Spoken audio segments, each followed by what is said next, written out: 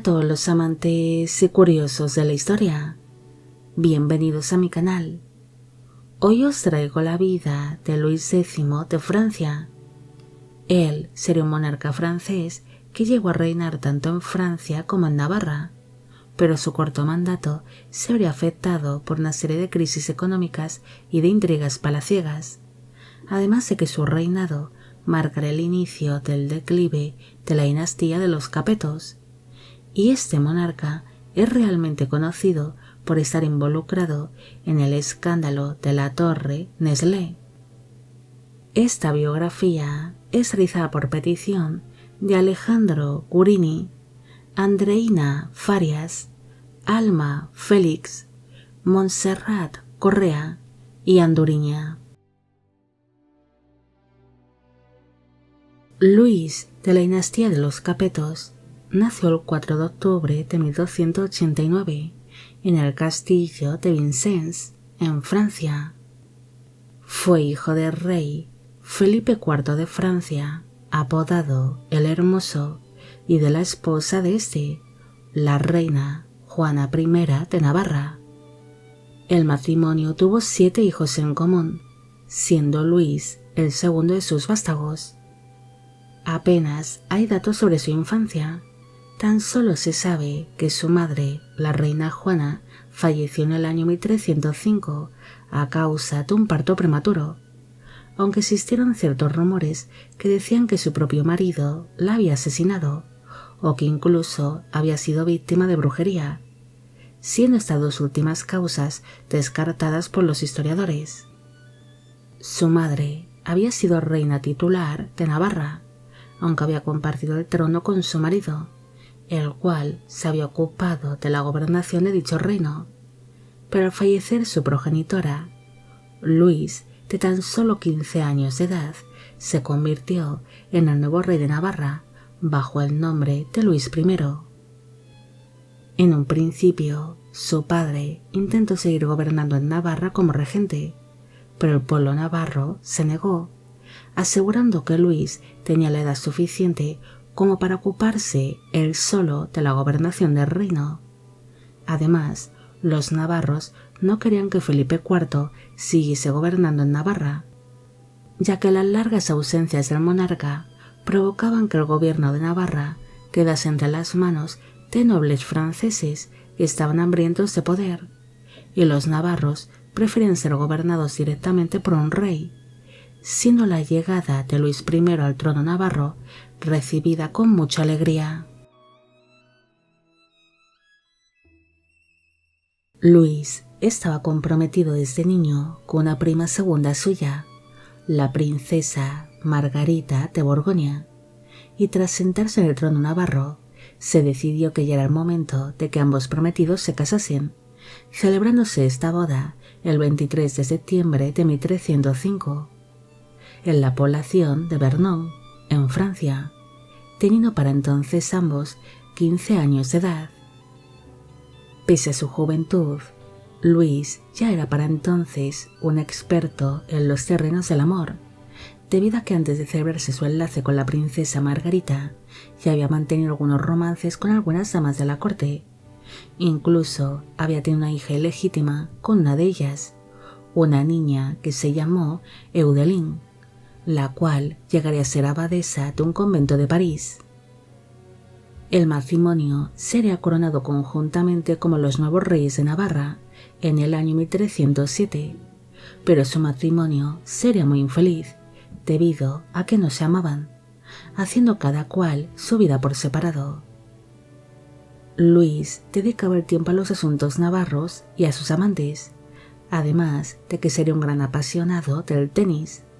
mientras que Margarita se pasaba el día junto a sus cuñadas, las princesas Blanca y Juana II de Borgoña, estando las tres muy unidas. Pese al distanciamiento que había entre la pareja, ambos se verían obligados a compartir el lecho de vez en cuando para intentar traer al mundo a un heredero que asegurase la sucesión del trono navarro y francés. Pero los monarcas tan solo consiguieron tener una única hija. Nació en el año 1311 una niña que se llamó Juana, la futura reina Juana II de Navarra. En el año 1314 estalló un gran escándalo dentro de la familia real francesa, donde se acusó de adulterio a las nueras del rey Felipe IV de Francia. Según se cuenta, un año antes, en 1313, la hija de dicho monarca, Isabel de Francia, regresó a tierras francesas tras haberse casado con el rey Eduardo II de Inglaterra, y con motivo de su visita le regaló a sus 3 cuñadas unos monederos bordados. Pero meses después, Isabel de Francia se percató de que aquellos 3 monederos se encontraban en posesión de 3 caballeros normandos que los llevaban siempre consigo y los guardaban con cierto cariño, siendo recuerdos de sus amadas. Así que Isabel de Francia no tardó mucho en contarle aquella situación a su padre rey, ordenando al monarca el mantener vigilados a los 3 caballeros normandos y a sus nueras para comprobar si realmente estaban cometiendo adulterio. Una vez pasado aquel periodo de continua vigilancia, supuestamente el monarca obtuvo las pruebas necesarias para declarar que 2 de sus nueras, Blanca y Margarita, estaban cometiendo adulterio y que mantenían aquellos encuentros secretos con sus amantes en la conocida Torre Nestlé. Así que ambas cuñadas serían castigadas y encarceladas, mientras que sus supuestos amantes fueron ejecutados de manera horrible. Tras salir a la luz el escándalo de la Torre Nestlé, el rey Felipe IV de Francia falleció, convirtiéndose así Luis en el nuevo rey de Francia, bajo el nombre de Luis X, convirtiéndose por ello tanto en rey de Navarra como de Francia. Tras sentarse en el trono francés, el nuevo monarca se negó a liberar a su esposa Margarita de prisión. Es más, empezó a considerarla como un verdadero estorbo, debido a que si pedía la nulidad matrimonial, esta podría tardar unos cuantos años en ser concedida, y él necesitaba urgentemente un heredero. Mientras ideaba un plan de cómo deshacerse de su adúltera esposa de una manera rápida y fácil, Luis empezó a buscar una nueva esposa, y pese a estar todavía casado con Margarita, él quedó comprometido con la princesa Clemencia de Hungría. El 30 de abril de 1315, su esposa Margarita apareció muerta en su celda en el castillo de Gallard, y rápidamente se empezó a pensar de que Luis X había ordenado estrangular a su esposa, debido a que tan solo 5 días después de enviudar se casó por poderes con su prometida Clemencia. Hay distintas versiones sobre qué pasó exactamente con su primera esposa. La teoría oficial es que fue estrangulada por orden de su marido el rey, pero otras versiones sugieren que murió de tuberculosis o por culpa de las malas condiciones en las que vivía en aquella celda. Una leyenda dice que la reina Margarita no murió en prisión y que sería sacada en secreto de su celda, siendo su supuesta muerte tan solo una puesta en escena para que Luis X se pudiese casar libremente con su prometida Clemencia, siendo así Margarita llevada hasta un castillo del ducado de Borgoña, donde viviría oculta hasta que falleció en el año 1333. El 19 de agosto de 1315 se celebró la boda oficial entre Luis X de Francia y su segunda esposa, Clemencia de Hungría. Para entonces, él tenía 25 años de edad en el momento de la unión y ella 22. Los consejeros reales intentaron que el monarca negase la paternidad de su hija Juana, aquella que había tenido con su primera esposa, la reina Margarita, ya que existían ciertas dudas de que realmente fuese hija legítima del rey. Pero Luis no quiso escuchar tales habladurías y reconoció a Juana como hija legítima. Cuando Luis se sentó en el trono francés, se encontró con un reino que estaba afectado por las políticas que había establecido su fallecido padre, y por las revueltas que eran lideradas por los altos señores franceses, además de que el pueblo francés estaba viéndose asfixiado por los altos impuestos que tenían que pagar. El nuevo monarca se vería sin el apoyo de los altos señores, que estaban muy descontentos con la corona francesa, así que tuvo que apoyarse en sus hermanos menores, Carlos y Felipe. Pero Luis pronto sería descrito como un monarca débil y su corte estaría dominada por su tío, el conde Carlos de Valois, quien se había convertido en un hombre muy poderoso. Incluso algunos le veían a él y a sus hijos como la esperanza de la corona francesa, debido a que sus sobrinos, Luis, Carlos y Felipe, eran considerados débiles, además de que para entonces ninguno de ellos había logrado tener un hijo varón. Ante la mala situación por la que estaba pasando Francia, el monarca decidió culpar de las malas gestiones al anterior gobierno, es decir, a los consejeros que en su día sirvieron a su fallecido padre, cayendo muchos de ellos en desgracia. Incluso por influencia de su tío, el conde Carlos de Valois, se ordenó que uno de los principales consejeros de su progenitor, Enguerrand de Marigny, fuese detenido, aunque éste posteriormente sería acusado de brujería por el conde Carlos de Valois y acabaría siendo ejecutado. La corona francesa estaba muy debilitada ante el estado feudal que había por aquel entonces, siendo incluso más poderosos algunos altos señores que el propio rey. Así que esto acabaría afectando a la hora de recaudar los elevados impuestos que había impuesto la corona francesa. Ante esta situación, el monarca decidió abolir la servidumbre, dando la oportunidad a los siervos y a los campesinos de poder comprar su libertad,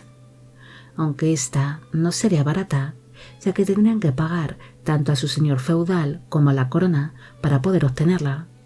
algo que provocó que familias enteras acabasen endeudadas.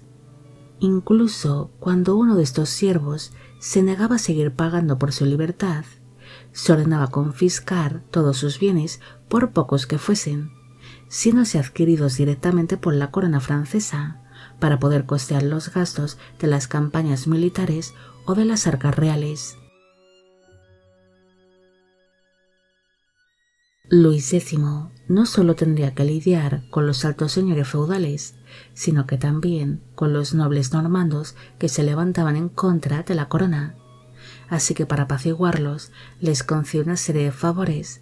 además de entregarles propiedades, títulos, cargos militares y tierras. En su intento de mejorar el estado de las arcas reales, el monarca autorizó el regreso del pueblo judío que había sido anteriormente expulsado de Francia por su fallecido padre, el rey Felipe IV, ya que pensaba que con el regreso de los judíos, estos podrían aportar importantes sumas de dinero a la corona con sus impuestos. Pero los judíos que regresasen a tierras francesas tendrían que acatar una serie de normas, como por ejemplo el residir únicamente en comunidades judías o el llevar en todo momento un brazalete en el brazo para ser diferenciados del resto de la población.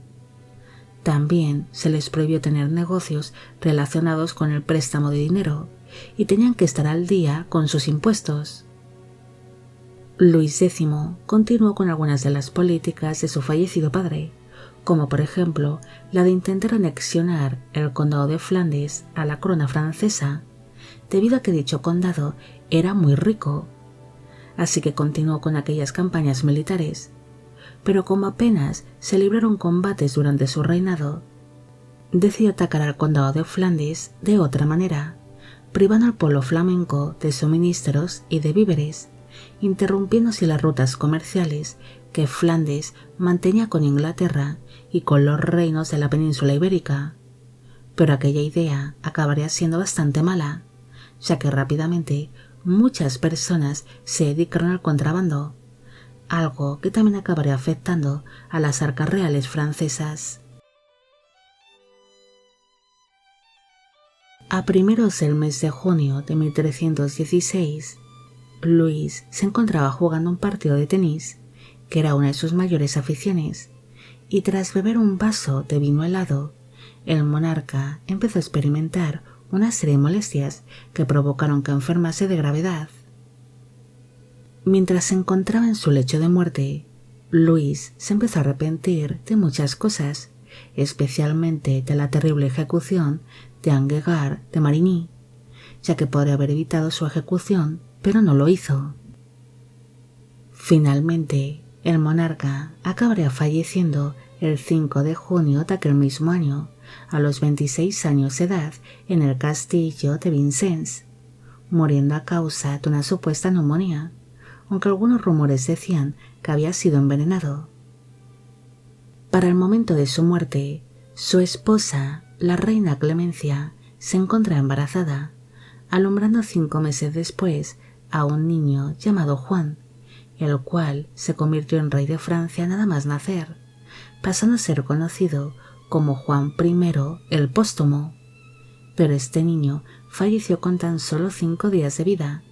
surgiendo de nuevo una serie de rumores que decían que había sido asesinado por la condesa Mathilde d'Artois,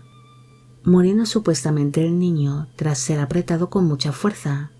asfixiado o pinchado con un alfiler envenenado,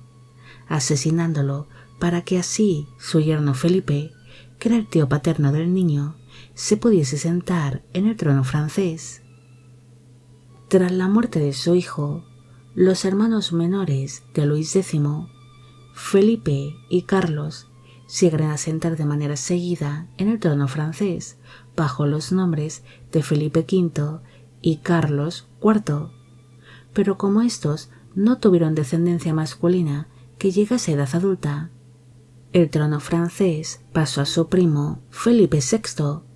quien sería hijo del conde Carlos de Valois, llegándose la dinastía de los Capetos a su fin para dar paso a la dinastía Valois, que sería una rama inferior de esta primera. Los restos mortales de Luis X descansan en la Basílica de Saint-Denis, pero su tumba sería profanada como la de otros tantos reyes y miembros de la realeza durante la Revolución Francesa.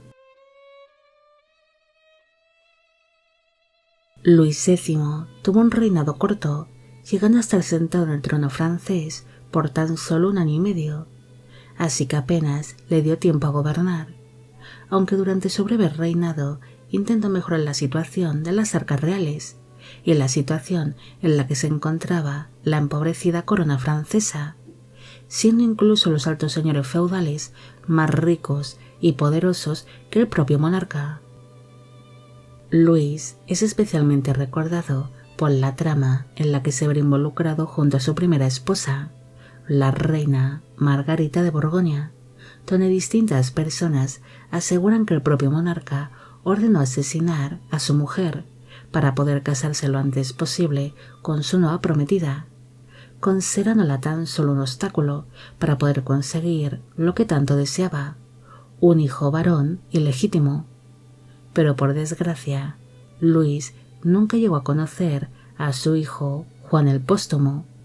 siendo muy posible de que tanto padre como hijo hubiesen sido asesinados solo por la ambición y por las intrigas palaciegas que rodeaban a la corona francesa. Bueno amigos, llegamos al final de la vida de Luis X de Francia. Espero que os haya gustado esta historia y espero a que a todos los que me pedisteis que hiciese un vídeo sobre él también. Al inicio solamente he mencionado a las 5 primeras personas que hicieron esta petición, para no hacer una introducción demasiado larga y aburrida. Los demás seréis mencionados ahora. Esta biografía es realizada por petición de Paula Lee, Andrés González, Tumblr 2004, Noemi Elizabeth Cruz, Martín Tello, Remy Martín Moreno, Silvia Cristina Monroy, Yare SF, Maru T, Valeria Gordillo, Juan Manuel Garcés, Li Chin-yuen, Lourdes Dávila, Lorena Naranjo, Britney Rodríguez, Nora Galindo, María José Perea, Brenda Huber y LJA. Y con esto me despido. Hasta la próxima.